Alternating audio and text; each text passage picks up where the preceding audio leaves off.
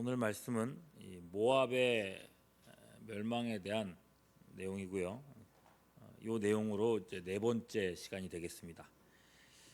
이 나라의 멸망을 네 번에 나눠서 설교해야 할 만큼 분량이 많습니다. 그만큼 모압에 대한 하나님의 진노가 컸던 겁니다. 그리고 그들이 심판받는 이유는 단 한 가지입니다. 하나님의 백성 이스라엘이 멸망당할 때에 그걸 뒤에서 아주 통쾌하게 생각했기 때문이라는 것입니다. 눈동자같이 아끼는 자기 백성이 망하고 있는데 그걸 즐기고 기뻐하고 좋아하고 그리고 그것을 평가하고 있다. 하나님 앞에 용납될 수 없는 일이라는 것입니다. 자기 백성은 자기 죄로 징계당한다 할지라도 그걸 즐긴 대적은 몇 배로 보복하신다는 것입니다. 그래서 어제에 이어 다시 한번 적용할 내용이죠. 교회가 어려움을 당할 때에 그걸 내심 즐기고 손가락질하기를 두려워하지 않는 세상은 하나님의 심판을 두려워해야 할 것입니다. 우리는 교회가 아무리 민망스러운 상황에 있다 할지라도 그럼에도 불구하고 그 교회가 그리스도의 몸이라는 사실을 망각해서는 안 됩니다. 교회의 구성원된 우리들은 세상이 교회를 뭐라고 비난하든지 비난하는 그 자리에 함께 편승해 있어서는 안 됩니다. 어려움을 겪고 있는 교회를 보면서 함께 마음 아파하고 마음을 모아서 기도하는 성도가 복된 사람입니다. 그리고 그것이 선지자의 마음이기도 합니다.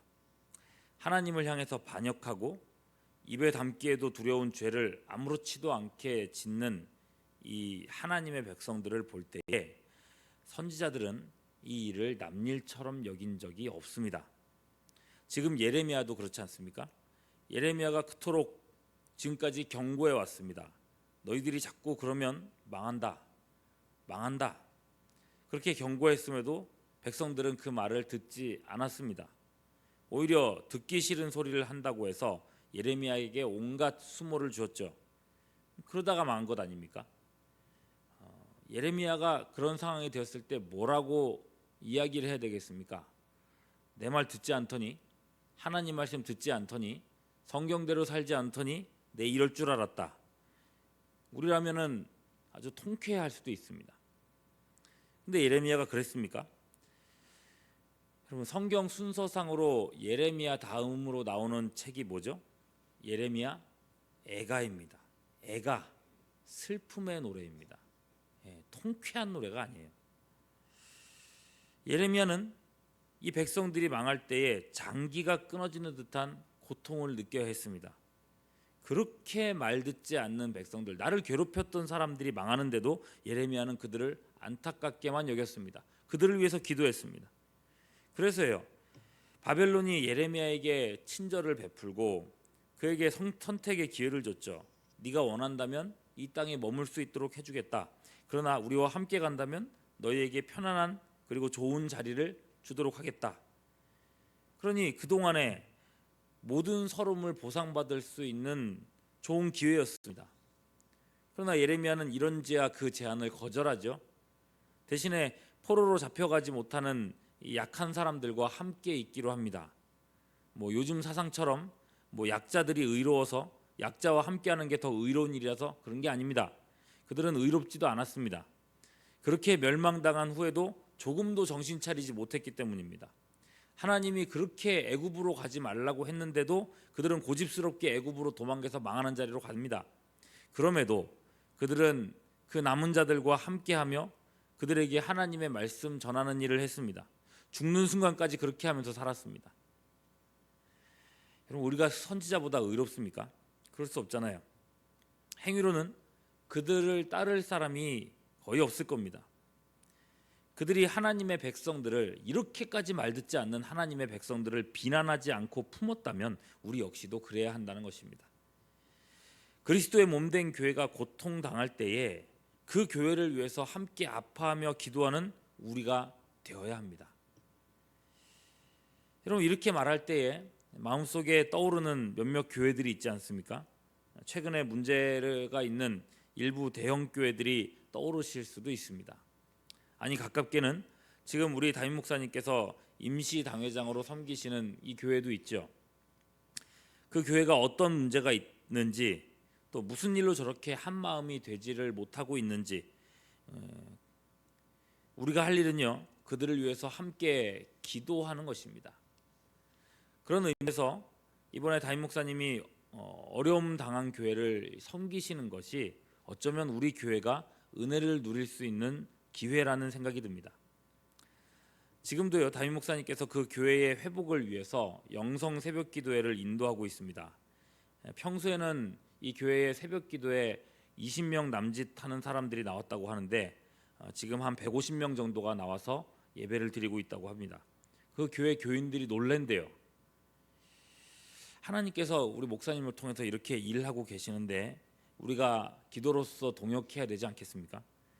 오늘 아침에도 야남제일교회 회복을 위해서 같은 마음을 품고 우리 교회라고 생각하고 함께 기도하는 우리가 될 수 있기를 바랍니다.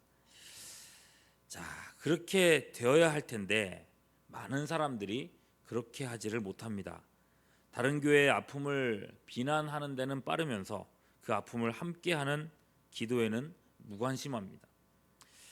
오늘 모압의 멸망은 이런 태도가 얼마나 위험한지를 잘 보여줍니다. 이스라엘이 멸망당하는데 그걸 보고 빈정거리고 판단하고 함께 정죄한다. 42절이죠. 모압이 여호와를 거슬러 거만하였으므로 멸망하고 다시 나라를 이루지도 못하리로다. 이런 태도를 거만이라고 합니다. 망할 죄라는 겁니다. 그래서 어제에 이어서 오늘도 모압이 당할 재앙들이 쭉 열거되어 있습니다. 36절부터 모압이 모은 재물이 없어진다. 가난과 빈곤이 찾아온다는 것입니다. 그래서 이전에 누렸던 영광이 이제는 없는데 그걸 생각하면 지금의 가난이 얼마나 처참한지 그 슬픔이 온 모압에 더하게 됩니다. 37절 모든 사람이 대머리가 되었고 모든 사람이 수염을 밀었으며 손에 칼자국이 있고 허리에 굵은 배가 둘렸고 38절 모압의 모든 지붕과 거리 각처에서 슬피 우는 소리가 들린다. 이 모든 표현들이요 극단적인 슬픔을 나타내는 방법입니다. 몸에 난 모든 털들을 밀고 손에 칼자국을 내며 굵은 배를 두르고 통곡하더라는 거죠. 그러면서 사람들이 지붕과 거리 각처로 쏟아져 나왔다고 했습니다. 개인적인 슬픔이 아니라 민족적인 슬픔이며 공동체의 파괴입니다. 남유다를 파괴했던 이 바벨론이 이제는 모압에도 여지없이 들이칩니다. 40절 보라 그가 바벨론이 독수리같이 날아와서 모압 위에 그의 날개를 펴리라. 이제 모압에 임한 심판을 얘기하죠. 41절 성읍들이 점령을 당하며 요새가 함락되는 날에 모압 용사의 마음이 상고를 당하는 여인 같을 것이라. 용사들의 용기가 아무 소용이 없습니다. 그들은 겁쟁이가 되어 도망합니다. 그리고 용사들이 물러가고 나니 남은 일은 일반인들이 학살당하는 일입니다. 43절 모압 주민아 두려움과 함정과 올무가 내게 닥치나니 44절 두려움에서 도망하는 자는 함정에 떨어지겠고 함정에서 나오는 자는 올무에 걸릴 것이다. 그렇게 마침내는 45절 불의 심판을 받게 될 것이다. 그야말로 자비 없는 심판입니다. 무엇 때문에요? 하나님의 백성의 멸망을 내심 기뻐했기 때문입니다. 그게 큰 죄라는 것입니다. 여러분 오늘 우리가 부른 찬송가를 다시 한번 생각해 보십시오. 내 주의 나라와 2절이죠. 내 주의 교회는 천성과 같아서 눈동자같이 아끼사 늘 보호하시네. 교회가 세상 속에서 아무리 연약해 보인다 할지라도 하나님 보시기에는 천성과도 같은 보석이라는 것입니다. 교회를 세상의 빛이라고 하지 않습니까? 칠흑같이 어두운 세상 속에서 하나님 눈에 사랑스럽게 보여지는 유일한 공동체가 교회입니다. 왜 그렇습니까? 그 아들의 핏값으로 사셨기 때문입니다. 여러분이 이 교회입니다. 그리고 교회의 구성원들입니다. 하나님이 우리 이 교회를 얼마나 귀하게 여기시는지, 그리고 또 우리의 연합과 하나님 하나됨을 얼마나 원하시는지요. 하나님께서 이렇게까지 사랑하시고 기뻐하시는데 세상 사람들이 교회를 비난한다고 해서 우리가 우리의 교회를 부끄러워할 이유가 없다는 것입니다. 오히려 하나님은 그 비난하는 사람들조차도 구원하시는데 그들이 그토록 욕하는 이 공동체 안으로 초대하는 방법으로 구원을 이루어 가십니다. 마지막 48, 47절 말씀이죠. 그러나 내가 마지막 날에 모압의 포로를 돌려보내리라 여호와의 말씀이니라. 그렇게 모압을 철저하게 심판하신 후에 마지막에는 돌아보게 하시겠다, 돌려보내시겠다라고 말씀하시죠. 그러나 여러분, 역사 속에서 이 말씀이 문자적으로 성취된 적은 없습니다. 이스라엘은 70년 만에 포로에서 돌아왔지만 모압은 그냥 사라져 버렸습니다. 결국 이 회복은요, 교회 시대에 영적으로 성취되는 것입니다. 이방의 모든 사람들이 하나님 나라에 그리스도를 통하여서 초대되었습니다. 죄악 세상의 포로에서 하나님 나라의 자유자로 부름받았습니다. 누구든지 예수님을 믿으면 하나님의 자녀가 되는 권세를 얻는데 그 중에 모압의 후손들도 있게 되는 것입니다. 그러니 여러분, 오늘날 우리가 해야 될 일은, 이 말씀을 통해서 우리가 해야 될 일은 두 가지입니다. 아픔 당한 교회를 위해서는 함께 아파하며 기도하는 것이겠고, 또 교회를 비난하는 세상을 향해서는 그들의 구원을 위해 복음을 전파해야 하는 것입니다. 이것이 오늘날 우리 교회가 감당해야 될 사명입니다. 주님의 몸된 교회, 하나님의 나라를 위하여 먼저 그의 나라와 그의 의를 구하는 데 열심을 내는 우리 모두가 될 수 있기를 주님의 이름으로 축원합니다. 기도하겠습니다.